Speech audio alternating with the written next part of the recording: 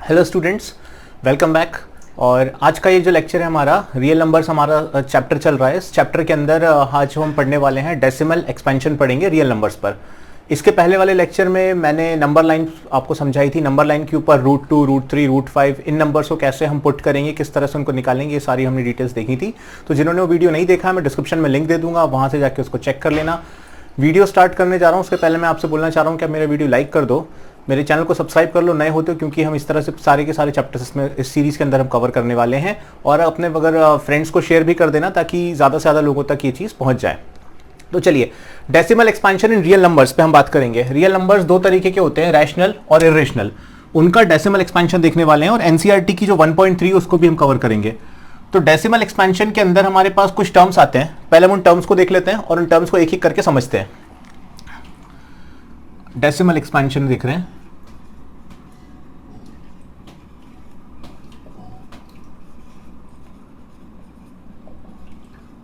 अब वो टर्म्स क्या क्या है वो देखो। एक तो होता है टर्मिनेटिंग,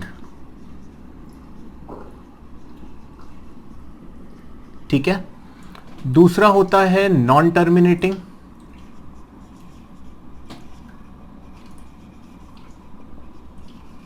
रिपीटिंग, या फिर इसको हम एक नाम से और बोलते हैं रिकरिंग, ठीक है। और तीसरा होता है नॉन टर्मिनेटिंग,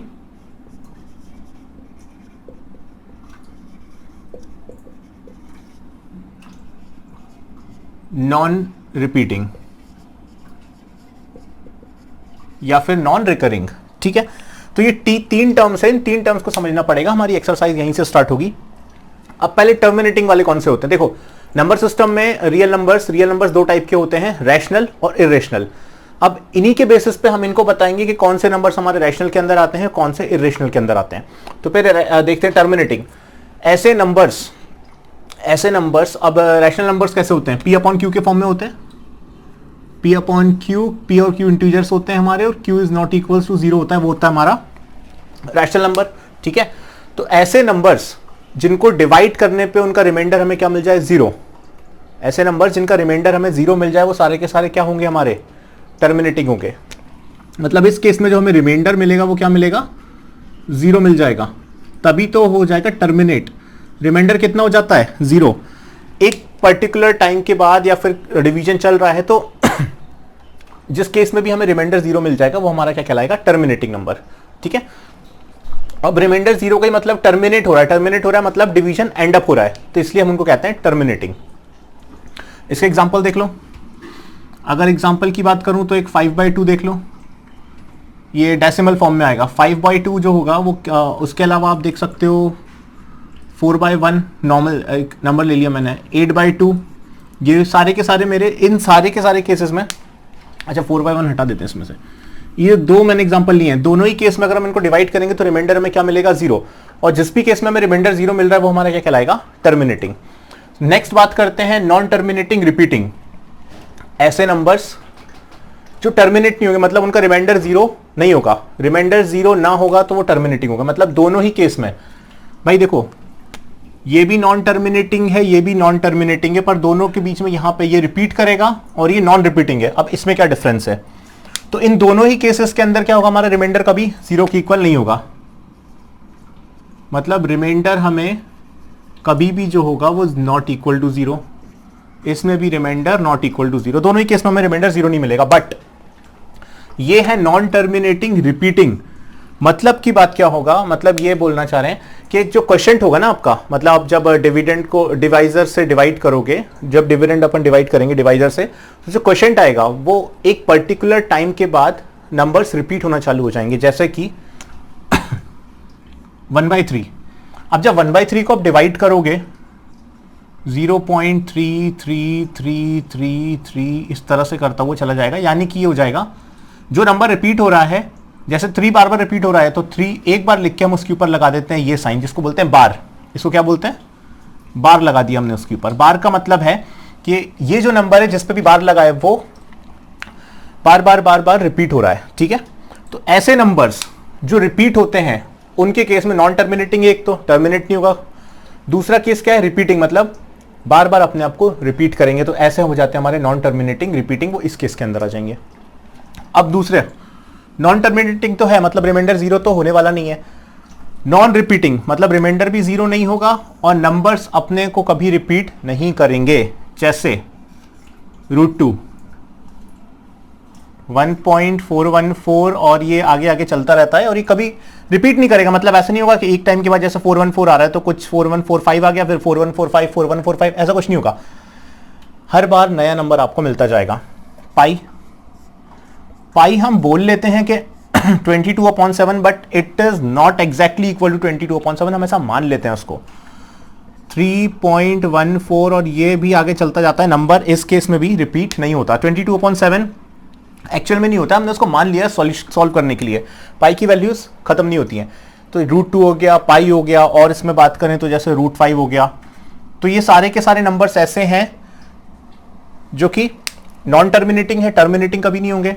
नॉन रिपीटिंग है मतलब ये रिपीट भी नहीं करेंगे, जिस तरह से 1/3.33 या फिर 0.49 कर दिया तो ये क्या होगा 0.494949, इस तरह से करते ही रिपीट चला जाएगा। बट इनके केस में ऐसा नहीं होता, एक बार जो नंबर आ गया, हाँ सीरीज नहीं बनती। अब 4 1 4 5 7 मतलब कुछ भी अगर मैं बोल दूं कि नंबर एक रिपीट हो रहा है, जैसे कि 1.73246, अब मैंने बोला कि 3 आ गया, बट ये तो है कि 3 रिपीट होगा, बट एक सीरीज नहीं बनेगी। जैसे यहां पे सीरीज चल रही है 494949 रिपीटेड आ रहा है, ये नहीं होगा कि 732 732 732 ऐसा आ गया इसके अंदर। तो ये 3 हमारे क्लासिफिकेशन थे, टर्मिनेटिंग, नॉन टर्मिनेटिंग रिपीटिंग और नॉन टर्मिनेटिंग नॉन रिपीटिंग। 3 चीजें थी। अब इसके अंदर कौन सा नंबर किस कैटेगरी के अंदर आएगा वो देखो। जो हमारे टर्मिनेटिंग और नॉन टर्मिनेटिंग वाले रिपीटिंग वाले जो केस होता है, इन दोनों केस में हमारे कौन से नंबर्स आ जाएंगे, रैशनल नंबर्स। कौन से होंगे, रैशनल नंबर्स। वो हमारे टर्मिनेटिंग भी होते हैं और नॉन टर्मिनेटिंग रिपीटिंग भी होते हैं। अब ये जो नॉन टर्मिनेटिंग नॉन रिपीटिंग वाला केस होता है, इसके अंदर जो हमारे नंबर्स आते हैं वो होते हैं हमारे इर्रेशनल नंबर्स। ठीक है, तो ये चीजें थी जो आपको पता होनी चाहिए। अब हम एक्सरसाइज जो है, क्वेश्चन जो है हम चालू कर सकते हैं, उससे आपको और अच्छी तरह से क्लियर हो जाएगा। अब हम देखेंगे कौन सा टर्मिनेटिंग है, कौन सा नॉन टर्मिनेटिंग है। टर्मिनोलॉजी समझानी थी, टर्मिनोलॉजी समझ में आ गई होगी डेसिमल एक्सपेंशन की। अब हम एक्सरसाइज चालू करते हैं और एनसीईआरटी की 1.3 एक्सरसाइज जो है उसको हम आगे क्वेश्चंस में लेते हैं।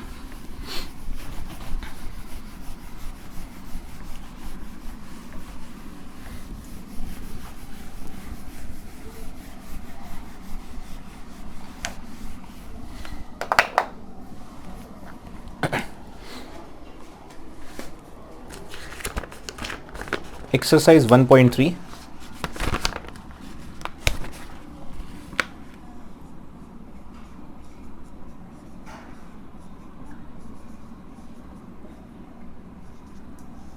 एनसीईआरटी की।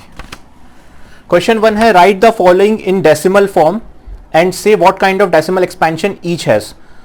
हमें कुछ नंबर्स लिखे हैं, रैशनल नंबर्स लिखे हैं, हमें उनके डेसिमल फॉर्म में लिखना है और बताना है कि उनका डेसिमल फॉर्म किस तरह का, मतलब टर्मिनेटिंग है, नॉन टर्मिनेटिंग है, या फिर नॉन टर्मिनेटिंग रिपीटिंग या नॉन टर्मिनेटिंग नॉन रिपीटिंग। तो उसमें क्वेश्चन 1 का फर्स्ट वाला जो पार्ट लिखा है वो देखते हैं।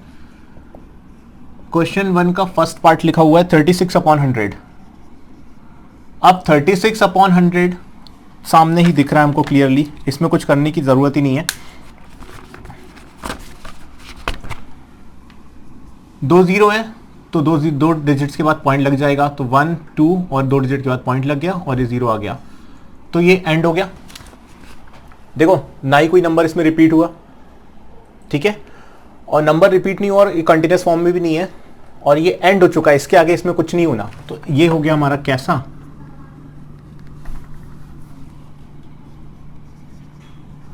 टर्मिनेटिंग। सेकंड वाला देखते हैं। सेकंड देखो, सेकंड लिखा है 1/11। सेकंड देखो, अब 1/11 को हम क्या करते हैं, सॉल्व कर लेते हैं। 1/11 को सॉल्व करने के लिए यहां लिखूंगा 1, यहां आ जाएगा 11। अब 1 में से 11 तो जाएगा नहीं भाई, तो एक डिजिट बढ़ानी पड़ेगी। डिजिट बढ़ाने के लिए यहाँ पे पॉइंट ऐड होगा, यहाँ पे एक पॉइंट करके यहाँ पे डिजिट ऐड हो गई। अभी भी जो 10 है वो 11 से नहीं जाएगा, तो एक डिजिट और बढ़ानी पड़ेगी मुझको। अब एक डिजिट और बढ़ेगी तो एक डिजिट यहां पर भी बढ़ जाएगी। तो 11 9 जा क्या हो जाएगा 99 हो गया। इसको डिवाइड करा तो 1 मिल गया मुझको, ठीक है। अब जब 1 मिला है तो वापस से देखो मुझे वैल्यूज फिर से वही बढ़ानी पड़ेंगी और फिर से वापस से मुझको एक 0 लगाना पड़ेगा। अब एक 0 लगाने से वो 10 फिर छोटा पड़ रहा है तो एक 0 यहां बढ़ाऊंगा, एक 0 यहां बढ़ा दूंगा। तो 11 9 जा फिर से कितना मिल गया मुझको 99। फिर से मिल गया 1, फिर एक 0 लगाऊंगा, उससे काम नहीं बन रहा, फिर एक छोटा पड़ रहा है तो 0 जा 0 हो जाएगा और फिर एक 0 लगाऊंगा, मतलब वो 10 0 जा 0 फिर बढ़ जाएगा आगे और फिर ये 11 9 जा फिर से कितना मिल जाएगा मुझको 99 मिल जाएगा और यहाँ पे 1 बच जाएगा। मतलब ये कभी भी खत्म नहीं होगा, ये हमेशा इसी तरह से चलेगा। तो 1/11 जो है इसका आंसर मुझको क्या मिलेगा वो देखो। अब जो 1/11 बच रहा है 1/11 में मुझको क्या मिल रहा है 0.0900909 और ये सीरीज खत्म नहीं होगी ना, इसी तरह से चलता जाएगा। तो इसका मतलब क्या है 0.09 नंबर कौन सा 09 बार बार रिपीट हो रहा है तो इस पे लगा दूंगा बार। तो ये नॉन टर्मिनेटिंग है तो इसमें लिख दूंगा मैं ये कैसा है नॉन टर्मिनेटिंग। अब नॉन टर्मिनेटिंग भी है, अब नॉन रिपीटिंग है कि रिपीटिंग है, देखो रिपीट कर रहा है, एक डिजिट के बाद 9 आने के बाद वापस से 09, फिर 9 आने के बाद वापस से 09। नॉन टर्मिनेटिंग, रिपीटिंग या फिर रिकरिंग। तो ये सेकंड वाला हो गया मेरा इस तरह से।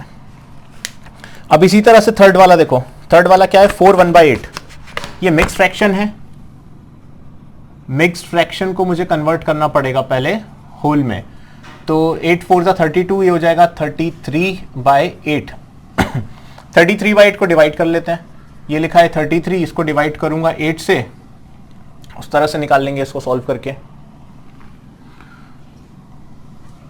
8 4 जा कितना हो जाएगा 32 हो गया, 1 बच गया, डेसिमल लगा 0 लग गया, 8 1 जा कितना हो गया 8 हो गया, 2 बच गया, 0 लगा दिया, 8 2 जा 16 हो गया, कितना बच गया 4 बच गया, 0 ऐड कर दिया, 8 5 जा कितना आ गया 40 आ गया और रिमाइंडर कितना बचा 0। अब इस केस में देखो क्या हो गया, इस केस में बच गया रिमाइंडर 0। अब जिस भी केस में रिमाइंडर 0 बच रहा है मतलब कि इसके आगे डिवीजन पॉसिबल नहीं हो पाएगा, मतलब जो क्वेश्चन है यहाँ पे हमारे यहाँ पे इतना आके खत्म हो जाएगा। और वो आया कितना 4.125 और ये एंड हो गया, इसके बाद नहीं होना, तो ये क्या है टर्मिनेटिंग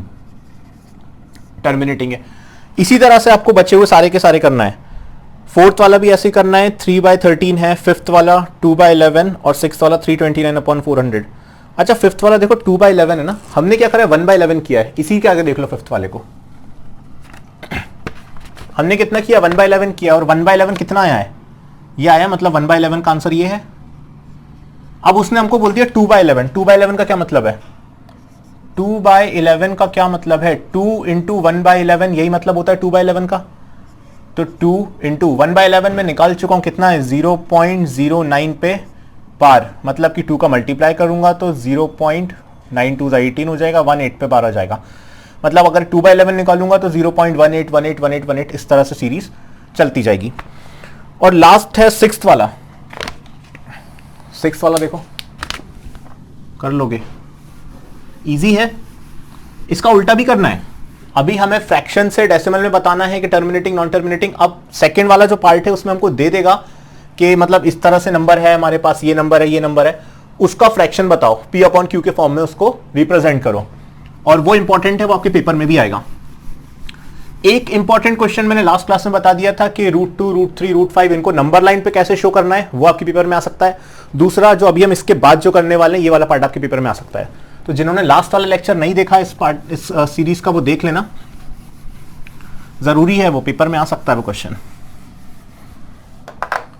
अब देखो नेक्स्ट मेरे पास है 329/400। अरे कर लोगे, इसको क्या करवाना, ये आप सुख से हो जाएगा। 329/400 है। अरे भाई देखो इसको एक काम करो, 2 0 है तो 2 0 है तो 3.29/4 हो जाएगा, बस 4 से डिवाइड कर दो, सीधा सीधा काम खत्म। जो भी आंसर आएगा इसका देख लेना, टर्मिनेटिंग नॉन टर्मिनेटिंग जो भी आ रहा है तो इजीली हो जाएगा। सेकंड वाला क्वेश्चन देखो, you know that 1/7 equal to 0.142857।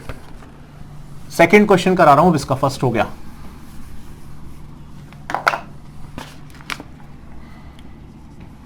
Value दी है मुझे 1/7, you know that 1/7 equals to, मतलब 1/7 0.142857, 0.142857 लिखा हुआ है मेरे पास, और इस पूरे पे बार लगा है, मतलब ये नंबर 7 आने के बाद वापस से रिपीट हो रहा है, मतलब 7 के बाद 142857, फिर 142857, इस तरह से रिपीटेड चल रहा है.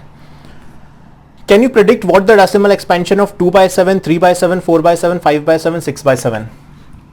1/7 की वैल्यू दी है, वो हमें निकालने को बोल रहा है 2/7, 3/7, 4/7, 5/7, 6/7. उसमें क्या बड़ी बात है, निकाल लेंगे. बट कंडीशन क्या दे रहा है, without actually doing the long division, बिना डिवाइड करे, मतलब डिवीजन जो प्रोसेस होता है हमारा लॉन्ग डिवीजन मेथड जो अभी हम कर रहे थे, उसको बिना किए हमें सारे के सारे निकालना है. तो जैसा भी हमने करा था एक 1/11 और 2/11, सेम उसी तरह से हम इसको कर लेंगे, कोई बड़ी बात नहीं है इसमें. देखो अभी मैं अब भी जस्ट बताया था वो 1/11 और 2/11 वाला. 1/7 गिवन है, अब 2/7 को क्या लिख सकते हो, 2/7 को आप क्या लिख सकते हो, 2 इंटू 1/7 लिख सकते हो कि नहीं लिख सकते हो. सिमिलरली 3/7 लिखा है, 3/7 को 3 इंटू 1/7 लिख सकते हो कि नहीं लिख सकते हो. 4/7 को 4 इंटू 1/7 लिख सकते हो कि नहीं लिख सकते हो. इस तरह से 5 और 6 भी आ जाएगा. अभी जो 2 इंटू 1/7 है, 2 इंटू 1/7 की वैल्यू गिवन है, उसको लिख दो 0.142857, और इसमें 2 का मल्टीप्लाई करके जो आंसर आएगा वो हो जाएगा. फिर वैसे ही 3 का मल्टीप्लाई इसमें करोगे तो 3/7, 4 का मल्टीप्लाई करोगे तो 4/7. इस तरह से सारे के सारे आप इसमें निकाल सकते हो. तो ऐसे कर लोगे आप क्वेश्चन नंबर 2. अब बात करते हैं क्वेश्चन नंबर 3 की. ये काम का क्वेश्चन है और ये आपके पेपर में आने के चांसेस काफी ज्यादा हैं. इस चैप्टर से 2-3 तरह के क्वेश्चंस आते हैं. सक्सेसिव मैग्निफिकेशन आपके सिलेबस में से हट चुका है तो वो तो आएगा नहीं. एक तो ये रहा, ये जो अभी मैं बताने वाला हूं वो, और लास्ट क्लास में जो मैंने नंबर लाइन पे रिप्रेजेंट करना था वो बताया था.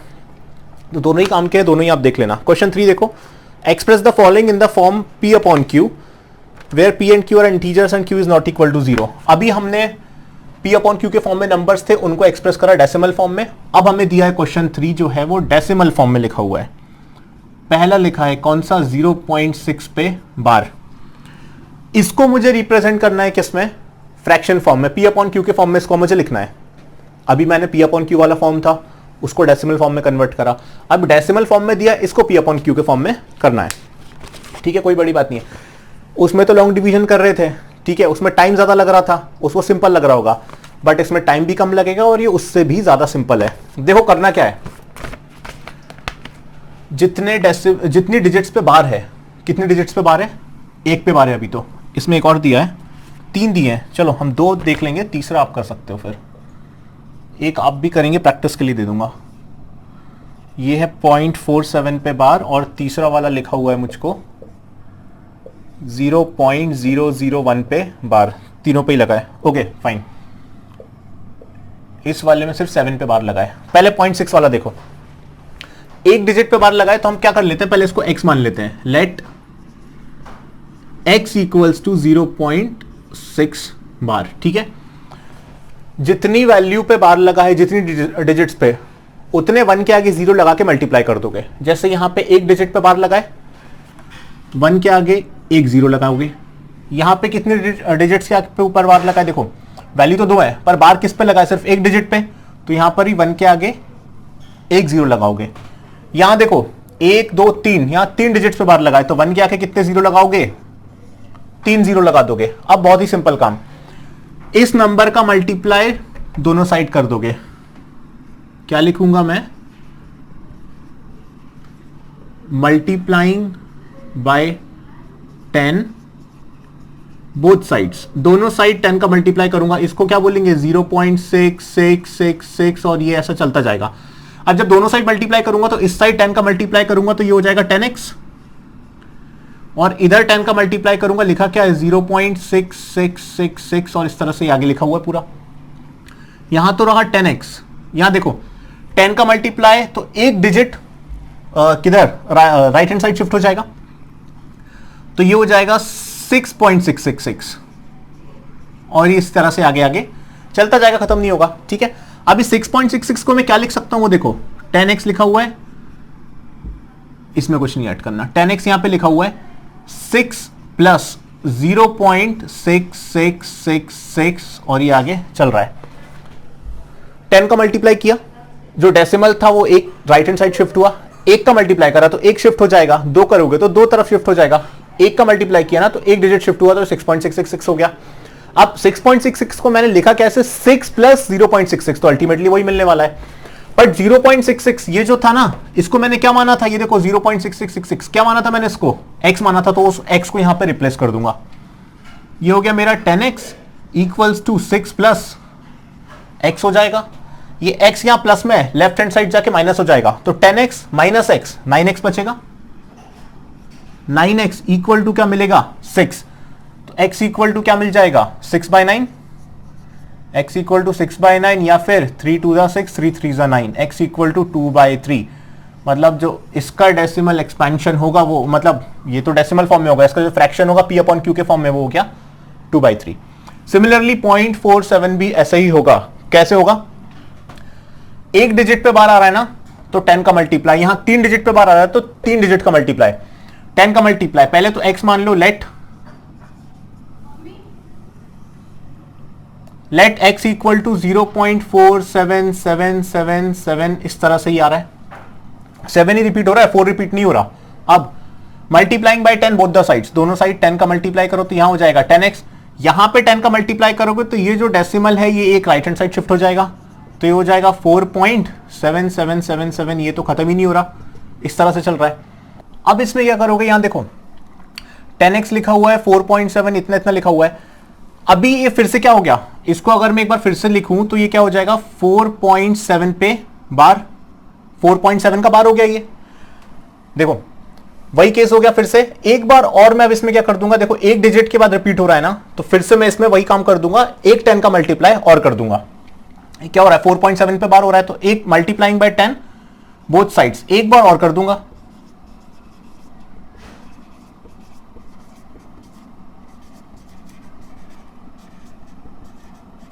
ऑन बोथ साइड्स, ठीक है। तो एक बार और कर दिया तो ये हो जाएगा 100x।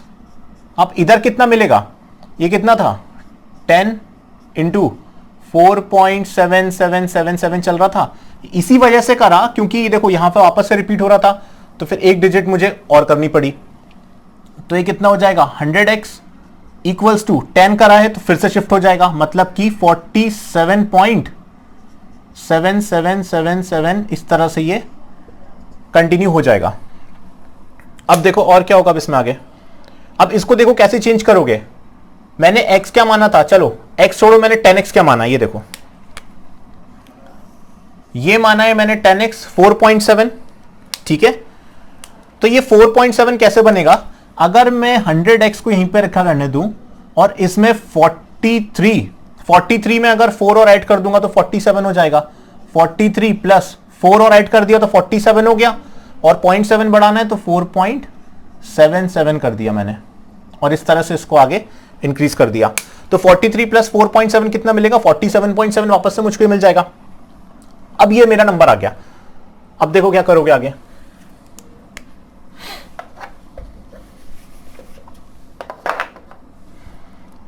फोर 4.7 को मैंने क्या माना है, 10x, ये मेरा 4.7 इक्वल टू 10x, तो यहां पे मैं किसको रिप्लेस कर दूंगा, 4.7 को किससे, 10x से, 4.7 का बार है ना, तो ये लिखा मैंने 100x इक्वल्स टू 43 प्लस कितना हो जाएगा, ये इसको रिप्लेस कर दिया 10x से, 10x इधर आके माइनस हो जाएगा, ये हो जाएगा 100x minus 10x equals to बचेगा 43, 100 माइनस 10x कितना बचेगा, 90x इक्वल टू हो जाएगा 43, और x इक्वल टू निकल के आ जाएगा 43/90, खत्म हो गया। इस तरह से होगा सेकंड वाला। अब थर्ड वाला आप लोगों के लिए, थर्ड वाले में कितना था, 0.001 है मेरा थर्ड वाले में, तो ये वाला अब आप लोग से हो जाएगा। इसमें क्या करना है, 1000 का मल्टीप्लाई कर देना x मान के, खत्म। जिस तरह से ये दोनों करे उस तरह से ये वाला भी हो जाएगा, और ये इंपॉर्टेंट है, ये पेपर में आता जरूर है, तो इसको अच्छे से कर लेना। फोर्थ वाला क्वेश्चन लिखा है, express 0.9999 in the form p upon q, are you surprise by your answer, write your teacher with your teacher and classmates discuss why the answer makes sense. तो 0.99 है, उसमें भी यही काम करना है। नेक्स्ट क्वेश्चन वाला जो 4 वाला है, उसमें भी यही काम करना है आपको, कोई चेंज नहीं है, सेम क्वेश्चन है। क्वेश्चन 4 लिखा है express 0.99 in the form P upon Q। 0.9999, इसको एक्सप्रेस करना है P अपॉन Q के फॉर्म में, वही करो। x इक्वल टू 0.99999 मान लो, 10 का मल्टीप्लाई तो यहां हो जाएगा 10x इक्वल टू 10 का मल्टीप्लाई तो एक डेसिमल उधर शिफ्ट हो जाएगा, 9.999 इस तरह से ये हो जाएगा। इसको तोड़ लो, इसको ब्रेक करोगे तो क्या 9 प्लस इक्वल्स टू 9 प्लस 0.999 और इस तरह से आगे चलेगा। अब 0.99 क्या माना था मैंने, x माना था, तो इधर x कर दो, तो 10x इक्वल्स टू 9 प्लस हो जाएगा x उधर जाके माइनस हो जाएगा, तो 10x माइनस x हो जाएगा 9x इक्वल्स टू हो जाएगा 9, तो x इक्वल टू हो जाएगा 9 अपॉन 9 जो कि मुझको दे देगा 1। इसका मतलब x इक्वल टू 1 और ये अप्रोक्सीमेट होता है। इससे क्या समझ में आया कि ये जो आप तरीका लगा के निकालते हो उनकी वैल्यूज, मतलब ये अप्रोक्सीमेट आंसर आता है, एग्जैक्ट नहीं है। क्यों 0.9999 कहां जाके, मतलब अल्टीमेटली वो दे देगा 1 बट एक्चुअल में 1 नहीं होता। इस तरह से हम इसको निकाल लेंगे। चलो इतना करते हैं वहां, और ये इंपॉर्टेंट है, इस टाइप के क्वेश्चंस आपके पेपर में आएंगे, ये इंपॉर्टेंट टाइप के हैं। आगे का जो पार्ट है हमारे पास वो हम नेक्स्ट लेक्चर में कवर कर लेंगे। तो इस लेक्चर में इतना ही था। वीडियो पसंद अगर आया हो तो लाइक जरूर करना, फिर मिलते हैं नेक्स्ट वीडियो में। Bye bye.